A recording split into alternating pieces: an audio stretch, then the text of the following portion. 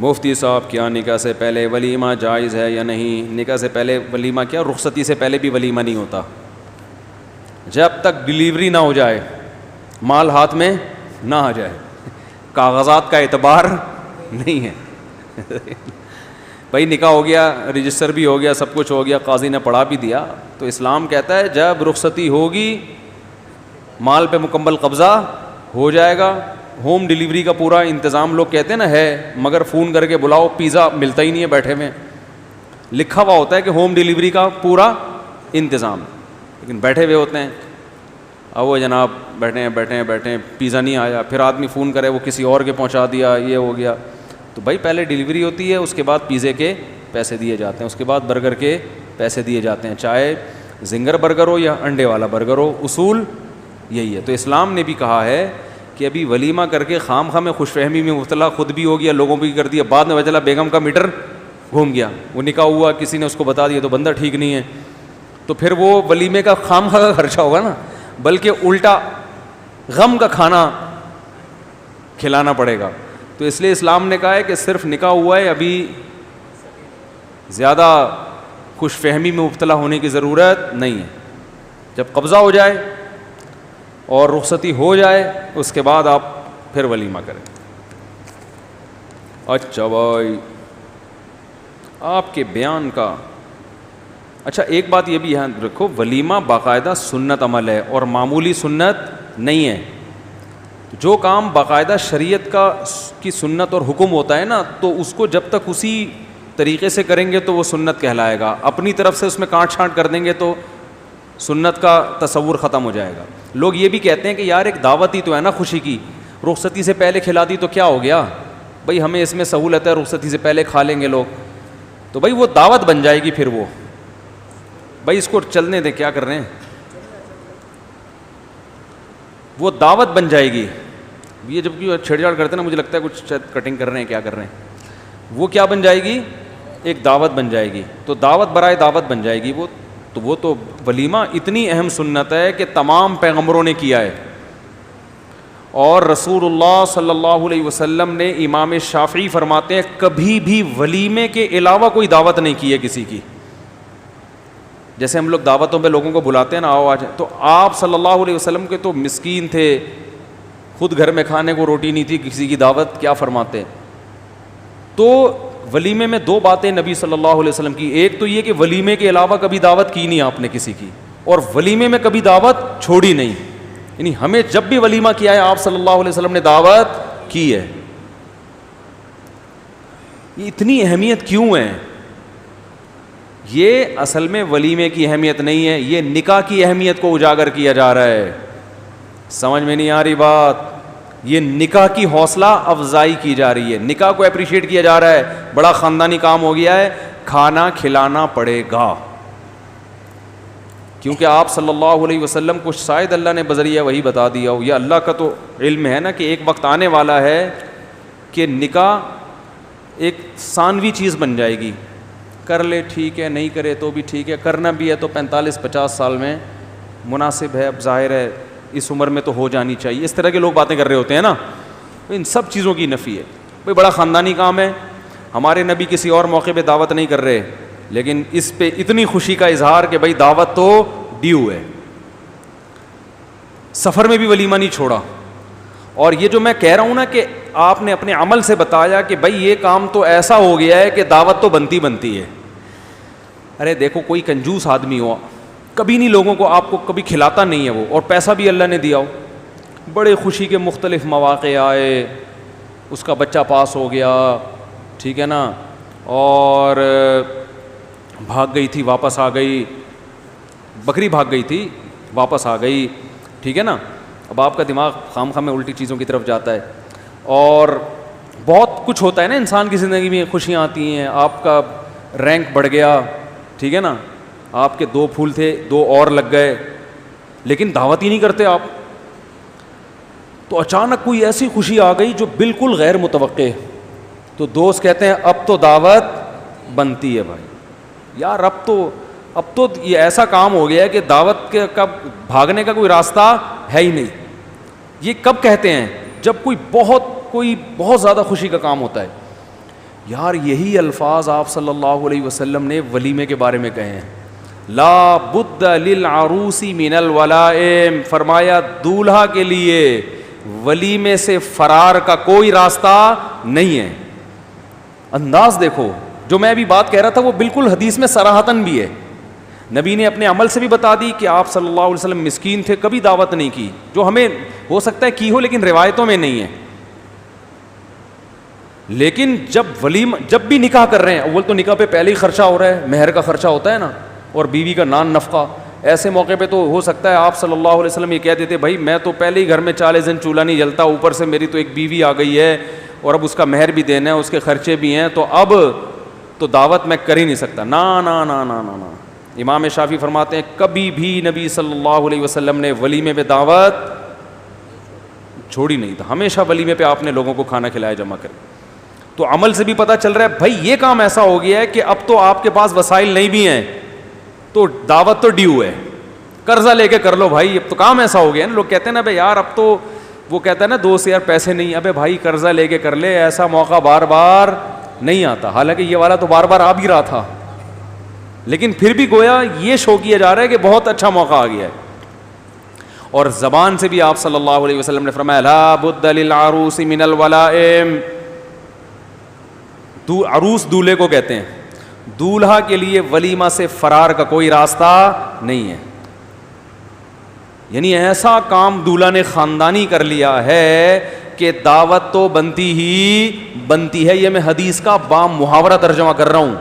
آپ صلی اللہ علیہ وسلم کی منشا کو اور آپ کی مراد کو اپنے الفاظ میں بیان کر رہا ہوں کہ ولیمہ نے, اور مزید آپ کی سطح پہ آ کے اور زیادہ اچھے اسٹائل میں یوں کہیں گے دولہا نے ہٹو بچوں زندگی میں پہلی دفعہ کوئی ڈھنگ کا کام کیا ہے. پاس ہو گیا تھا امتحان میں اچھے نمبروں سے, ہو گیا تھا یار, بہت لوگ پاس ہو جاتے ہیں. اس وقت بھی دعوت بنتی تھی, کر لی ٹھیک ہے, نہیں کی تو بھی ٹھیک ہے. بھائی یہ اتنی محنت کی اس نے کہ اس کو جو ہے وہ اس دفعہ کمپنی نے تنخواہ کیا کر دی ہے, ڈبل کر دی ہے, کر لی محنت, اچھا کام ہے, دعوت کر لو یار. یار میرا موڈ نہیں, چلو ٹھیک ہے. کبھی موڈ ہوتا ہے انسان کا, دعوت کا کبھی نہیں ہوتا. یہ میں اسلام کا مزاج نکاح کے بارے میں بتا رہا ہوں. یعنی اسلام بزبان حال یہ کہہ رہا ہے آپ کو کہ بھئی آپ کی تنخواہ ڈبل ہو گئی, آپ کا انکریمنٹ لگ گیا, آپ واپس آ گئی, ٹھیک ہے, یعنی بکری جو بھاگ گئی تھی واپس آ گئی. اب پھر آپ ہنستے ہیں یار, آپ پتہ نہیں کسی اور دماغ جا رہا ہوتا. تو یہ ساری چیزیں بقول اسلام کے, یعنی اسلام نے جو ہمیں تعلیمات دی ان سے گویا اسلام بزبان حال یہ کہہ رہا ہے جو میں اس وقت کہہ رہا ہوں کہ بھائی ٹھیک ہے دعوت کر لو, اچھی بات ہے, نہیں کرو ٹھیک ہے. جیسے ہی آپ نے شادی کی, چاہے وہ دوسری ہو تیسری, کیونکہ نبی تو ہر نکاح پہ کھلا رہے ہیں نا, اور ہر دفعہ جو عروس کہتے ہیں جو جب بھی نئی نکاح کرے اور نیا نکاح اس کا عروس اس کو کہتے ہیں, عروسہ دلہن کو کہتے ہیں, عروس دولہا کو, تو دولہا اسی کو کہتے ہیں جس کی نئی شادی ہوئی ہو. ابے 90 سال کے جو جس کے بچے پوتے نواسے ہو گئے ان کو بھی کوئی دولہا کہتا ہے؟ 99 سال کے نانا آ رہے ہیں, آپ کہتے ہیں دولہا بھائی تشریف لائیے, وہ کہیں گے کیا کر رہے ہو بھائی؟ تو آپ ان سے کہیں آپ دولہا بنے تھے نا, کہ تھے نا, آپ تھوڑی ہیں. تو دولہا اس کو کہتے ہیں جس کی نئی شادی ہو, جس کا ابھی پٹنے کا پورا انتظام ہو چکا ہو دوسری اور تیسری میں. تو ایسے شخص کے بارے میں اسلام بازبان حال کہہ رہا ہے بھائی یہ پاس ہوا تھا, اس کے 2 پھول لگ گئے تھے, دعوت کر لے اچھی بات ہے, سخاوت اسلام اچھی چیز ہے, نہیں تو چلتا ہے, کوئی مسئلہ نہیں. جیسے یہ چوتھی شادی کرے گا نا, یا تیسری یا دوسری کوئی سی بھی, اسلام کہے گا بھائی اب کام تم نے کیا کر لیا, ہٹو بچوں, اب تو لا بدہ کہتے ہیں کوئی چارہ ہے ہی نہیں اس کام سے, کوئی مفر, کوئی فرار کا راستہ ہے ہی نہیں. آپ کا یار میرے پاس پیسے نہیں ہیں, تو گویا اسلام بزبان کہہ پھر یہ کی کیوں شادی آپ نے, جب آپ نے دعوت نہیں کرنی تھی ہیں بھائی, یا تو نکاح نہیں کرتے, اور اگر آپ نے نکاح کر لیا ہے تو اتنا اچھا کام کر لیا آپ نے کہ دعوت کا راستہ اب آپ نے کھول دیا ہے.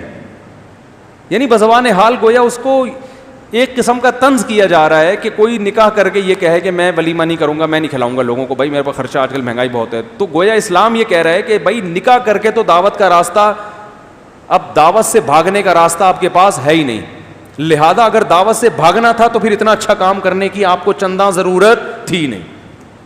یہی مطلب ہوا کہ نہیں ہوا؟ اب یہ تشریح آپ کو کتابوں میں, یہ تو کسی کتاب میں نہیں لکھا, وہ کیا کریں, وہ ورڈنگ وہی آتی ہے نا, ہر چیز کتاب میں لکھی ہوئی نہیں ہوتی. سمجھتے ہو کہ نہیں سمجھتے؟ بعض چیزیں قدرت کی طرف سے دماغ کھوپڑی شریف میں آ رہی ہوتی ہیں. تو لا بد للعروس من الولائم, آپ صلی اللہ علیہ وسلم نے فرمایا دولہا کے لیے ولیمے سے بھاگنے کا راستہ نہیں ہے. اور یہ بھی آپ صلی اللہ علیہ وسلم نے فرمایا جس کو ولیمے کی دعوت دی گئی, کیا انداز ہے یار, جس کو ولیمے کی دعوت دی گئی اور اس نے اس دعوت کو ٹھکرا دیا, فقط عصا ابا القاسم, ابو القاسم آپ صلی اللہ علیہ وسلم کی کنیت تھی, اس نے ابو القاسم یعنی میری نافرمانی کی ہے. تو دعوت کرنے کا بھی حکم اور اس دعوت کو قبول, یعنی دعوت قبول کرنا جب ہوتا ہے جب آپ اس کی خوشی میں شرکت چاہتے ہیں. یہ پھر دوسری خاندانی بات شروع ہو گئی ہے, لیکن آپ لوگوں کی سمجھ میں ٹس سے مس ہونے کے لیے تیار ہو نہیں, بس انجوائے کرتے ہو باتیں سن سن کے. اچھا خیر, ہم تو کریں نا باتیں, ہم تو بھائی اس کے مکلف ہیں, پیغام پہنچا دو. ایک صاحب نے مجھے کہا بھر بیان میں کہتے ہیں وما علینا الا البلاغ, اس کا مطلب کیا؟ میں نے کہا مطلب ہے ہمارے ذمے صرف پہنچانا ہے. تو آپ صلی اللہ علیہ وسلم نے جو ولیمے کی دعوت دے اس کو میں شرکت کو بھی کیا کیا, بہت سخت تاکید کی ہے. ہاں کوئی شرعی عذر ہو تو ایک الگ بات ہے, تو بہت سخت تاکید کی. اس نے ابو القاسم کی نافرمانی کی. تو کیا مطلب, یہ کھانے کی ترغیب نہیں دی جا رہی ہے. کھانا کیا ہوتا ہے بھائی, اسلام میں تو کھلانے کی ترغیب ہے, کھانے کی تھوڑی. یہاں کھانے کی کیوں, اصل میں آپ کو اس کی خوشی میں شرکت کی ترغیب دی جا رہی ہے کہ اس نے اتنا ہٹو بچوں کام کیا ہے کہ اگر آپ نہیں گئے اس کی دل شکنی ہوگی, وہ سمجھے گا شاید بھائی میں نے دوسری تیسری یا پہلی شادی کر کے اچھا کام نہیں کیا. تو یہ بھی نہیں کہ فون پہ کہتے ہیں کہ بہت اچھا, نا نا نا نا نا, شرکت کر کے, یہ آپ کا شرکت کرنا ہے, اپریشیٹ کرنا ہوگا اس کو, اس کی حوصلہ افزائی. اور یہ شرکت برائے شرکت نہیں ہے, یہ ایسے شرکت ہے گویا شریعت گن پوائنٹ پہ آپ کو شریک کر رہی ہے. تو آپ جب جاؤ گے تو آپ بولو گے بھائی اللہ کا حکم ہے کہ میں آپ کو اپریشیٹ کروں, میں اس لیے آپ کے ساتھ کھانے میں شریک ہو رہا ہوں کہ مجھے اگرچہ بھوک نہیں تھی, دل نہیں چاہ رہا تھا, لیکن اگر میں نہ آتا تو آپ کی حوصلہ افزائی نہ ہوتی. لیکن ہمارے یہاں کام کیا ہو رہا ہے, الٹا. پہلی شادی میں بھی الٹا کام, خبر ملتی ہے پہلی شادی, ابھی اس کو ضرورت کیا تھی یار, 24-25 سال تو عمر ہے, کوئی شادیوں کی عمر ہے. آج ایک نوجوان آیا میرے پاس, کہہ رہے میرے ابا کہہ رہے ہیں 30 سال سے پہلے شادی کا نام بھی نہ لینا. 2 بندے آئے اکٹھے, بندے کون تھے, جنید جمشید کے بیٹے, نہیں کیا نام ہے ان کا, بابر. تو وہ نہیں تھے, ان کی تو شادی ہو گئی, ان کے ساتھ 2-3 دوست تھے ان کے. تو ملنے کے لیے آئے تو وہ ایک کہنے لگا میرے نانا کہتے ہیں کہ یار کاش میں جب 30 سال کا تھا مفتی صاحب کے بیان سن لیتا. بہت, ہاں وہ کہہ رہے کاش مفتی صاحب 30 سال پہلے پیدا ہو جاتے ہمارے دور میں اور یہ بیانات کرتے. تو جس نے مجھے یہ واقعہ سنایا نا, تو میں نے کہا اگر آپ کے نانا, میں 30 سال پہلے پیدا ہوتا جب آپ کے نانا کی جوانی کی عمر تھی, اس وقت یہ بیان کرتا تو وہ صرف آپ کے نانا نہ ہوتے, اور بھی بہت ساری مخلوق کے نانا ہوتے. آئی بات سمجھ میں؟ تو پھر بہت معرفانہ گہرائیوں میں جاتے ہیں نا, ہم تو بال کی کھال اتارتے ہیں پھر بیٹھ کے. میں نے کہا اس کے تو آپ کے نانا کی یہ چاہت جو ہے یہ بہت گہری چاہت ہے, اس میں بہت علم اور معرفت کے سمندر ہے اس میں, یہ بہت گہری بات کہہ گئے. میں نے کہا وہ اصل میں یہ کہہ گئے کہ میں صرف تمہارا نانا کیوں, مجھے بہت سو کے دادا ہوتا, کیونکہ اب ان کو نانا بننے کا مزہ آ گیا نا, ان کو پتہ چلا نانا اور دادا کیا ہوتا ہے. تو وہ احساس کمتری میں جا رہے ہیں کہ یار 2-4 بچوں کا نانا اور دادا بننے میں اتنا پروٹوکول ملتا ہے, کاش مفتی صاحب 30 سال پہلے پیدا ہو جاتے, آج میں کتنے بچوں کا دادا اور کتنے بچوں کا نانا ہوتا, اور وہ بچے آپ کے ساتھ آ کے میرا شکریہ ادا کر رہے ہوتے کہ مفتی صاحب اللہ کا فضل ہو گیا کہ آپ 30 سال پہلے پیدا ہو گئے. خیر یہ کچھ زیادہ گہرائی کی باتیں ہو رہی ہیں, آگے چلتے ہیں ہم. ٹھیک ہے, یہ پھر آپ کی اوپر, یہ مینٹل اپروچ سے شاید اوپر کی باتیں ہوں. دوسرا کیا اصل بات کیا کر رہا تھا, ہاں تو ولیمے کی. تو نبی صلی اللہ علیہ وسلم نے اصل میں جو ولیمے کی ترغیب اور اس میں شرکت کی ترغیبات, یہ ساری ترغیبات کی بیس کیا ہے, نکاح کی حوصلہ افزائی. نکاح کو اپریشیٹ کرنا. سمجھتے ہو گے نہیں سمجھتے؟ اور نکاح کی ترغیب کیوں ہے؟ لوگ کہتے ہیں اس لیے کہ زنا سے بچیں لوگ. نا نا نا نا نا نا، زنا سے بچانے کے لیے نکاح کیوں پروموٹ نہیں کیا شریعت نے؟ سمجھتے ہو؟ وہ تو ایک اس کا ضمنی فائدہ ہے. اصل جو نکاح کی ترغیب ہے حدیث میں آتا ہے، یہ حدیث میں ہی بیان کی ہے کہ نکاح اولاد کی کثرت کا سبب ہے، گروتھ ریشو غیر معمولی بڑھانا ہے. یہ بنیادی مقصد ہے. کیوں؟ اس کی بھی دلیل حدیث میں اور قرآن میں موجود ہے. میں صرف ایک حدیث بیان کرتا ہوں کہ عثمان ابن مظعون رضی اللہ تعالیٰ عنہ فرماتے ہیں کہ ہم جب سفر میں ہوتے تھے، کئی مہینے بیویوں سے دور رہنا پڑتا تھا، تو بیویوں کی جدائی ہم پہ بہت شاق گزرتی تھی، ان سے علیحدگی، ہمیں برائی اور زنا کا خطرہ ہو گیا تھا. تو ہم نے آپ صلی اللہ علیہ وسلم سے اجازت مانگی کہ آپ ہمیں اجازت دیں، ہم اپنے آپ کو خصی کر دیں، یعنی مردانہ قوت کیا کر دیں، ختم. آپ نے فرمایا نا نا نا نا، تزوجوا فإنی مکاثر بکم الامم. آپ نے فرمایا نا نا نا، نکاح کرو، میں تمہاری کثرت پہ قیامت کے دن فخر کروں گا. اگر تم اپنی اس قوت کو ختم کر دو گے، زنا سے تو بچ جاؤ گے، لیکن جو میں کثرت چاہتا ہوں امت کی، وہ کثرت کیا ہوگی؟ ختم. تو یہ فیملی پلاننگ اور یہ سب ٹوپی ڈرامہ ہے، بکواس ہے، یہ نیچر کی بغاوت ہے. جتنے بھی دلائل دیے جائیں نا، نہ یہ گراؤنڈ ریئل. آپ کو پتہ ہے، میرا ایک بیان ہے، میں نے حوالوں کے ساتھ اس میں بتایا کہ اقوام متحدہ کی رپورٹ ہے کہ پوری دنیا میں بچوں کا گروتھ ریشو بہت خطرناک حد تک گر گیا ہے. یہ ہمیں صرف ٹوپیاں پہنائی جاتی ہیں کہ آبادی بڑھ رہی ہے اور یہ وہ روکو اس کو، بے لگام ہو گئی ہے. اصل میں رپورٹ ایسی ہے نہیں. اصل میں جو اقوام متحدہ کی یونائٹڈ نیشن کی رپورٹ ہے، دنیا کا گروتھ ریشو خطرناک حد تک گر گیا ہے، کیونکہ ترقی کے لیے ایک خاص حد تک گروتھ ریشو چاہیے. وہ گروتھ ریشو ابھی دنیا میں رہا نہیں ہے. اس کے نقصانات ہوں گے، لیکن ہمیں کم کرنے کا اس لیے کہتے ہیں کہ خود بڑھ نہیں رہے. تو کہتے ہیں ہم بھی نہیں بڑھ رہے، تو یہ بڑھیں گے تو یہ چھا جائیں گے، تو ان کو کم کرو. آج ایک ہمارے پٹھان دوست ملنے کے لیے آئے، انہوں نے ایک بات کہی، شاید ابھی بیان میں بھی بیٹھے ہوئے ہوں. تو کون تھا یار، انہوں نے بتایا کہ جرمنی میں کون تھا، بھی کوئی مشہور آدمی تھے، وہ ذہن سے نکل گیا بالکل. انہوں نے بتایا کہ جرمنی میں جو پشتو بولنے والے لوگ ہیں نا، ان کا گروتھ ریشو بڑھ رہا ہے. کیونکہ ظاہر شاہ جو ہاں ایک مفتی صاحب ہیں یہاں پہاڑ گنج میں ہوتے ہیں، انہوں نے بتایا مجھے یہ واقعہ. وہ اصل افغانی ہی ہیں، تو پھر باپ دادا یہاں آ گئے تھے. کہ ظاہر شاہ کا جو دور حکومت تھا نا افغانستان میں، تو ظاہر شاہ نے اس وقت جرمن کے جو رائل فیملی کے لوگ تھے ان کو پناہ دی تھی. جرمنی کو شکست ہوئی تھی، ہٹلر کو پتہ ہے نا آپ کو، ہٹلر تو خیر بہت پرانا ہو گیا. تو وہ جرمن کے جو وہ تھے رائل فیملی کے لوگ تھے، کسی جنگ میں شکست ہوئی تھی تو ان کو بڑی تعداد میں اس نے یہاں پناہ دی تھی. تو جب جرمنی آزاد ہوا، وہ لوگ دوبارہ گئے تو انہی کی حکومتیں قائم ہوئیں. تو انہوں نے افغانوں کو، اب جرمنی بڑا پروٹوکول دیتا ہے، تو بہت سارے افغانوں کو نیشنلٹی دی انہوں نے. تو افغانستان سے بہت افغانی گئے وہاں پہ.